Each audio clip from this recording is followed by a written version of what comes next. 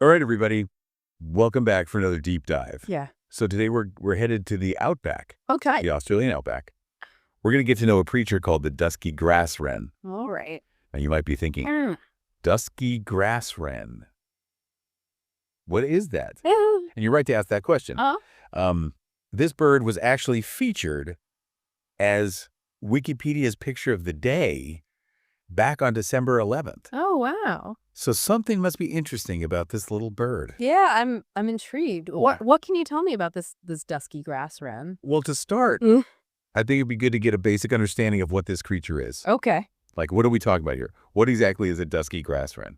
So, imagine like a sparrow, Okay. but a little bit longer tail. Right. And it's got these like earthy tones. It's called a dusky grasswren for a reason. Makes sense. It's brown. It's got some streaks of maybe a little bit of lighter brown in there. Gotcha. But it's a pretty low-key bird as far as plumage goes. But the really interesting thing about it is it belongs to this family called Meluridae. Meluridae. Meluridae. And that might not mean a lot to people listening, but It does sound familiar, though. yeah. Yeah. It's like on the tip of my tongue. I feel like I've heard it before. Yeah. If you're into birds, you've definitely heard of this family because it includes some really charismatic birds, like the superb fairy wren. Oh. Have you ever seen a picture of a superb fairy wren? I think so. They're those like bright blue, Oh, yeah. like electric blue birds. With the upright tail? Yeah, exactly. Okay, now I know what you're talking about. Yeah, so those are part of this family. So very different than the Yeah. brown. Very different than the dusky grasswren, but both members of this Meluridae family. And Gotcha. yeah, so it gives you an idea of like the diversity that you find in that family. Okay. Yeah. So we've got this little brown bird, part of this bigger family that we're now familiar with. Yep. Where does this guy live? Where can we find it? Okay, so if you want to find a dusky grasswren, you got to head to the middle of Australia. Right. So we're talking about the arid inland areas of the Northern Territory, Western Australia and South Australia. And it's pretty specialized in terms of its habitat. Okay. It really likes these rocky ranges and outcrops. Okay. And in particular, there are these slopes called talus or scree. Have you ever heard of those terms? I think I've heard talus. Yeah. I'm not sure I could picture it, though. So basically, imagine you have like a rocky cliff or an outcrop. Okay. And over time, rocks fall down and they accumulate at the bottom. Right. And that's what talus or scree is. It's like a pile of rocks. Yeah, exactly. Like a big pile of rocks. Gotcha. And it's usually pretty steep. Makes sense. And that's where these dusky grasswrens like to hang out. And there's a particular type of grass that grows in these areas called spinifex. And it's a really tough, spiky grass. It sounds pleasant. Yeah, it's not the most comfortable place to walk around in. Right. But the dusky grasswrens love it. They're into it. Yeah, and they build their nests in amongst the spinifex and the rocks. And it provides them with really good cover from predators. Okay. Cool. So we know what they look like. We know kind of their family history a little bit. We know where they live. Yeah. What do these little guys eat? What's on the menu for a dusky grasswren? So dusky grasswrens are mainly insectivores, which means they eat insects Makes sense. primarily.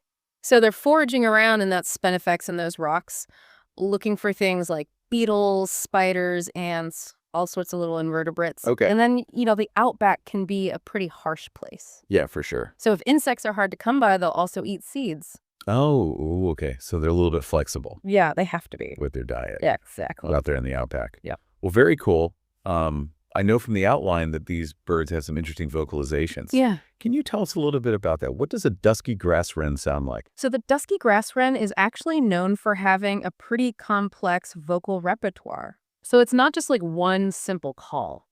They've got a variety of different sounds that they make. Gotcha. And it includes things like trills, Okay. which are kind of like a rapid up and down in pitch, almost like a little flute. Okay. And they also have these really high-pitched whistles. Okay. And then another really cool sound that they make is this really rapid twittering. Okay. It's almost like if you took a recording of like a regular bird twittering and you sped it up. Okay. Like it's really high speed. That's cool. Yeah. And then they also have these warbling calls. What's a warble? A warble is kind of like a trill, but it's a lot more complex. Oh, okay. Just like a really fast and intricate series of notes. Interesting. Yeah. So pretty diverse soundscape for this little. Yeah. Yeah. They're chatty birds. Cool. And it's thought that all these different vocalizations, they play a role in communication between individuals. So maybe, one type of call is used to attract a mate. And another type of call is used to warn other birds about a predator.